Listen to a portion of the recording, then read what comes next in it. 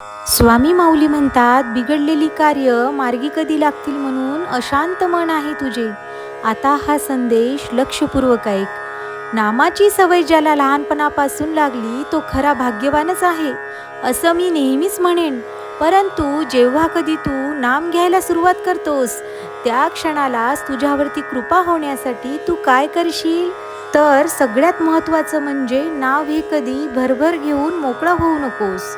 तुला कोणी सांगत आहे 11 माळ कर, 21 माळ कर, परंतु तुझं नामाकडे लक्ष असण्यापेक्षा त्या माळी किती पूर्ण होत आहेत याकडे लक्ष असेल तर ते नाम माझ्यापर्यंत केवढं पोहोचेल.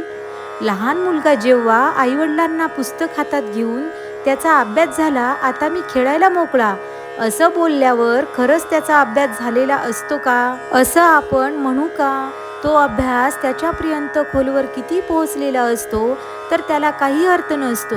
अगदी तसंच 5-10 मिनिटे सुरुवातीला का होईना, पण तुम्ही मुखातून नाम घेता तेव्हा ते नाम मनाच्या गाभाऱ्यातून मुखात आणि पुन्हा गाभाऱ्यात असे वळले पाहिजे.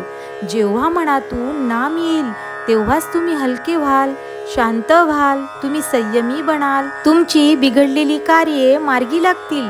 कारण दुःखाला तुमची वाट सापडत नाही. भजनामध्ये तुमचं मन रमतं आणि तुमची मानसिकता सुधारते, जबाबदारीची जाणीव होते आणि आतून कुठेतरी मला समाधान मिळते.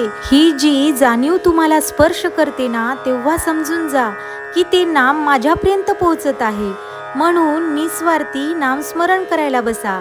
अशक्य ही शक्य करतील स्वामी. श्री स्वामी समर्थ. जय जय स्वामी समर्थ. विजयी भव.